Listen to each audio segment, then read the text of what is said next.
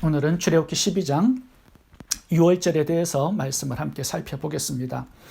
저희들이 지난 2주 동안 애굽에 내린 9가지 재앙을 살펴보았습니다.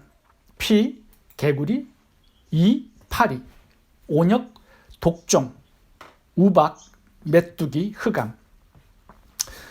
오늘은 마지막 피넬리를 장식하는 10번째 재앙입니다.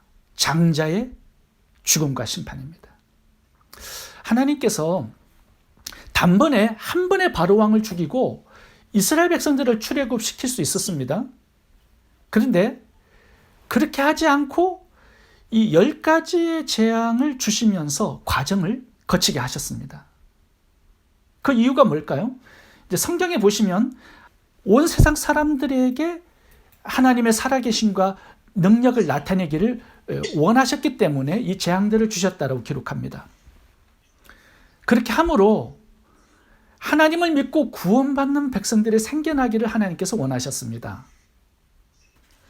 오늘 10번째 재앙인데요. 이 10번째 재앙에서는 하나님께서 무엇을 드러내고 나타내기를 원하셨을까요? 이 재앙을, 이 죽음을, 심판을 해결하는 구원의 방법입니다. 어린 양의 피, 여기에 이 죽음의 심판이 넘어가고 유월절의 축복을 받는 비결이 들어있다라고 말씀하고 있어요. 그러니까 하나님께서 이 심판에서 구원을 받는 이 구원의 비결, 복음의 비밀을 알려주고 드러내 주시기를 원하셨던 것입니다. 그래서 이 10번째 재앙까지 기다리셨어요. 이 10번째 재앙은요, 장자의 죽음이라고 해서 장자 하나만 죽는 죽음이 재앙이 아닙니다. 어떤 분들은 이스라엘 백성들은 이 장자의 죽음에서 제외됐다고 생각하는 분들이 있는데 그렇지 않습니다. 이스라엘 백성도 이 죽음의 재앙에서 포함되어 있습니다. 12절을 제가 읽어보겠습니다. 내가 그 밤에 애굽 땅에 두루 다니며 사람이나 짐승을 막론하고 애굽 땅에 있는 모든 처음 난 것을 다 치고 애굽의 모든 신들을 내가 심판하니라. 이 장자의 심판의 특징은 뭐냐면 다, 전부, 모든 이런 단어들이 많이 나옵니다. 그러니까 애굽 전체를 죽여버리는 그런 심판의 재앙이 이 10번째 마지막 재앙입니다. 가축도 포함되죠. 애굽 사람뿐만 아니라 이스라엘의 가축과 사람까지 다 죽음에 포함되어 있습니다. 이 장자는요, 대표성의 단어입니다. 고대사회에서는 이 장자가 그 공동체를 대표하는 존재였습니다. 그래서 모든 처음 난 것을 친다는 것은 애굽에 살고 있는 모든 생명에 대한 심판을 의미하는 겁니다. 여기 보시면 애굽의 모든 신도 내가 심판하리라 말씀합니다. 그러니까 애굽의 모든 우상들도 하나도 빠짐없이 다 심판하시는 것입니다. 다시 말하면 애굽의 모든 가축, 모든 인간, 모든 우상 다 죽음으로 몰아넣는 그런 심판의 재앙이 이 마지막 10번째 재앙인 것입니다. 다시 말하면 하나님의 이 죽음에서 이 심판에서 빠져나갈 수 있는 존재는 단 하나도 없다라는 것을 분명하게 보여주고 강조하고 있습니다. 자, 그렇다면 단 한 사람도 이 죽음에서 빠져나갈 수 없는 이 전체적이고 총체적인 죽음의 심판 앞에서 생명을 얻고 구원을 얻을 수 있는 비결은 무엇인가? 하나님이 이제 10번째 재앙에서 그것을 보여주기를 원하시는 것입니다. 어린 양의 피라는 거죠. 이게 유일한 구원의 방법이다라는 것을 지금 보여주시고 있는 것입니다. 어린 양의 피를 바르면 10번째 장자의 죽음의 재앙은 유월됩니다. 패스오버 되는 거죠. 그래서 유월절에 이 하나님의 절기를 축복으로 만나게 된다는 것입니다. 이것이 어린 양의 보혈의 피를 믿고 뿌리고 바르는 자들에게 주시는 축복입니다. 죽음의 재앙이 넘어가고 유월절이 생기는 겁니다. 죽음이냐 생명이냐 멸망이냐 구원이냐 열 번째 장자의 재앙이냐 아니면 유월절이냐, 이것을 결정하는 유일한 기준이 어린 양 대신 예수님의 피입니다. 이 피의 특징은요, 누구든지 어떤 사람인지 상관하지 않습니다. 모든 사람들에게 생명으로 열려있는 피입니다. 누구든지 상관없습니다. 하나님의 구원의 방법을 내가 받아들이고 내 집 대문 앞에 이 피를 바르고 뿌리면 이 죽음의 재앙이 넘어가고 유월절의 축복을 받게 되어 있습니다. 이스라엘이냐 애굽인이냐 상관하지 않습니다. 가나안 족속이냐 상관하지 않습니다. 1월 14일 D-Day가 찾아왔습니다. 죽음의 사자가 집집마다 다닙니다. 그런데 그 집에 들어가서 장자를 죽이기 전에 꼭 하나를 확인하는 것이 있었습니다. 그게 뭐냐면 집 대문의 문설주와 문인방에 어린 양의 피가 발라져 있는가. 그 죽음의 사자가 확인하는 게 그 집 사람이 흉악한 죄인인가, 그거 확인하지 않습니다. 살인자냐 간음자냐 강도냐 사기꾼이냐 도둑놈이냐, 그거 상관없습니다. 단 하나 어린 양의 피가 발라져 있는가, 그것만 확인하는 거예요. 사람들이 죽는 이유는 죄인이기 때문에 죽는 게 아니라 피가 없어서 죽는 것입니다. 의인이냐 선하냐 착하냐 구제를 많이 했느냐 헌금을 많이 했느냐, 이거 확인하지 않습니다. 피를 볼 때의 재앙이 너희를 넘어가리라. 유일한 구원의 기준, 생명의 기준, 심판을 넘어가는 기준, 피를 발랐느냐. 나는 너희의 과거를 묻지 않겠다. 너희의 죄를 묻지 않겠다. 단 하나 어린 양의 피만 확인하겠다. 이것이 열 번째 재앙의 핵심입니다. 여러분, 구원의 방법이 너무나 쉽고 간단합니다. 그런데 안타깝게도 이 열 번째 재앙의 결과는 뭐냐? 다 죽었습니다. 출애굽기 11장 6절 읽겠습니다. 애굽 전국에 전무후무한 큰 곡성이 있으리라.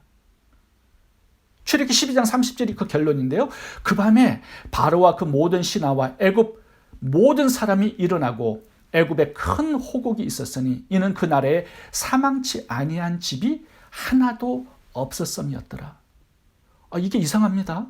사망치 아니한 집이 하나도 없었음이더라. 다 죽었다는 거예요.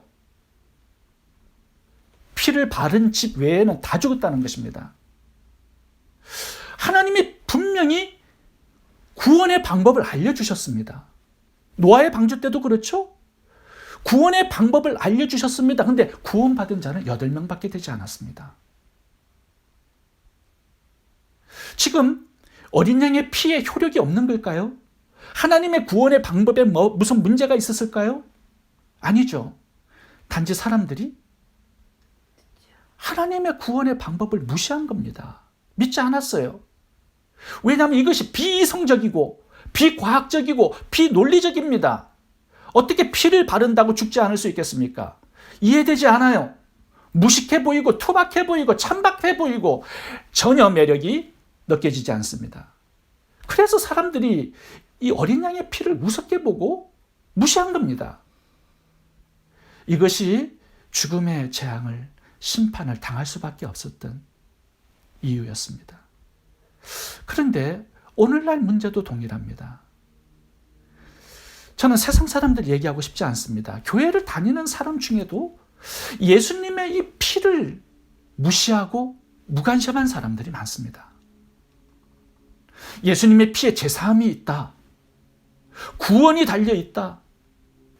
죄인들을 하나님의 자녀로 사오는 핏값이다. 사람들이 기다마덥지 않습니다. 말씀을 믿지 않아요. 받아들이지 않습니다. 교회를 오래 다녀도 이 피의 복음을 희미하게 알고 있는 사람들이 많습니다. 자꾸 감동적인 설교를 원하는 사람 많아요.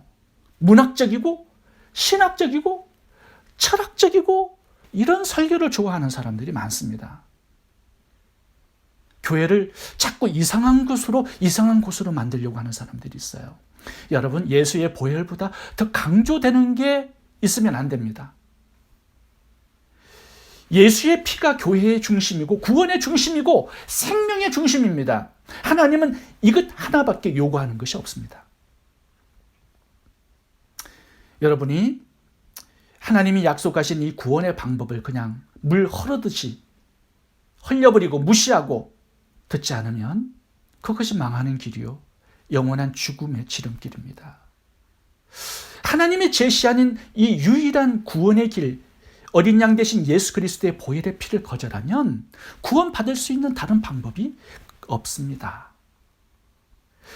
재앙을 피하고 심판을 벗어나고 구원을 얻을 수 있는 다른 길이 없습니다. 왜냐하면 이것이 유일한 하나님의 구원의 방법이요, 우리가 유월절을 축복으로 얻는 유일한 길이기 때문입니다. 상당히 비과학적이고 비이성적이고 비교양적으로 보이는 이 복음 하나에 나의 재산과 영생과 구원이 달려 있습니다. 힘없는 어린 양의 피가 이 무섭고 엄청난 죽음의 재앙을 이기고 유월절의 축복을 받아내는 유일한 비결입니다. 우리가 살다 보면 이 피의 중요성을 잊고 살 때가 많죠. 다시 한번 희미해진 예수님의 피의 복음을 확실하게 붙들 수 있기를 바랍니다. 이 보혈의 능력을 믿고 이 보혈의 신앙이 중심에 놓였을 때 우리는 애굽에서 출애굽하고 젖과 꿀이 흐르는 하나님의 세계로 옮겨지는 새로운 역사가 시작이 되는 것입니다. 두 번째, 구원을 주는 피의 특징은요, 반드시 밖으로 보여줘야 한다는 것입니다. 13절과 23절을 보면 구원의 방법이 피를 보여주는 데 있습니다. 13절 읽겠습니다. 내가 피를 볼 때에 너희를 넘어가리니 재앙이 너희에게 내려 멸하지 아니하리라. 23절도 동일합니다.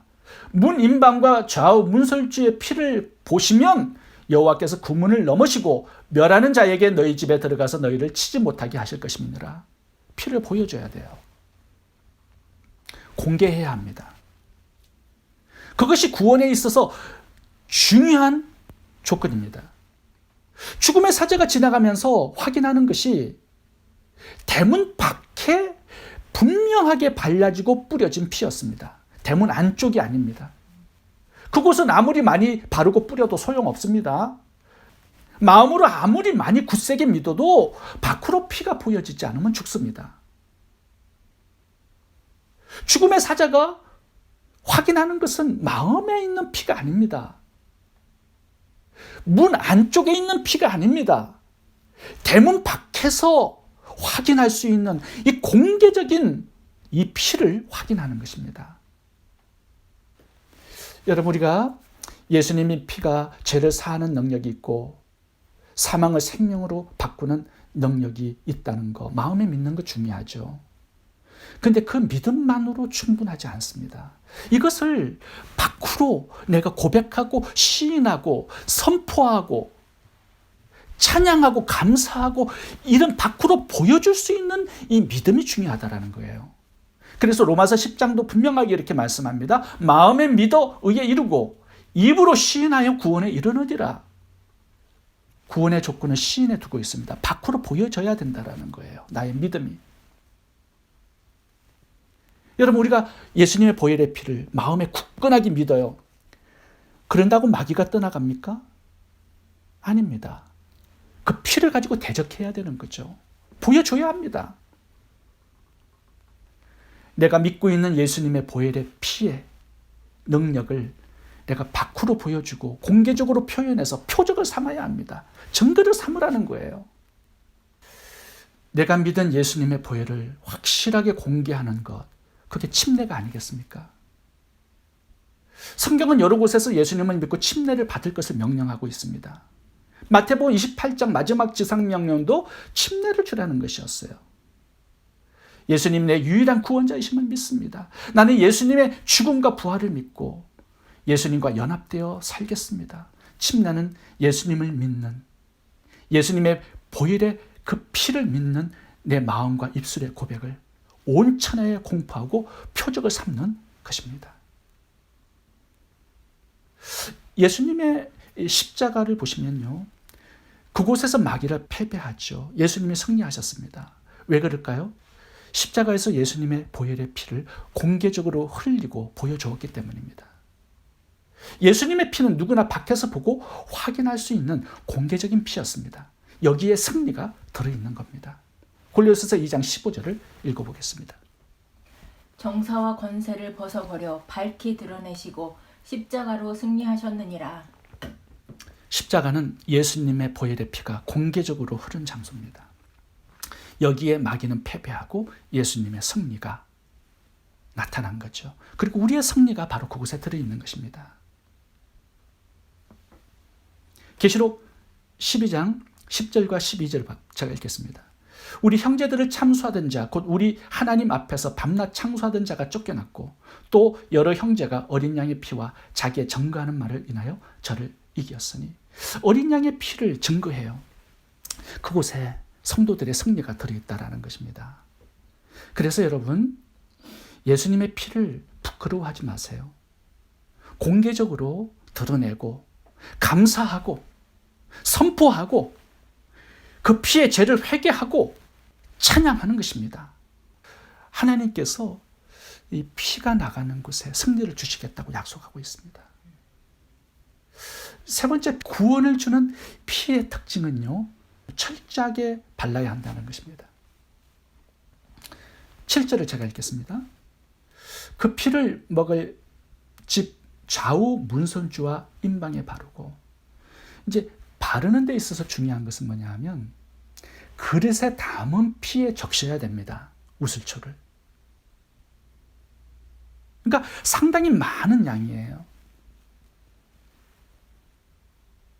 양을 잡으면 피가 2리터 정도 나옵니다. 그걸 대문에, 문설주가 어디입니까? 양쪽의 기둥이죠. 문 임방은 어디입니까? 그 위쪽에 기둥입니다. 그러니까 문턱을 빼놓고서는 다 바르라는 얘기예요. 조금만 바르는 게 아닙니다. 확실하게 철저하게 바르라고 말씀하고 있습니다. 죽음의 사자가 그걸 충분히 확인할 수 있도록.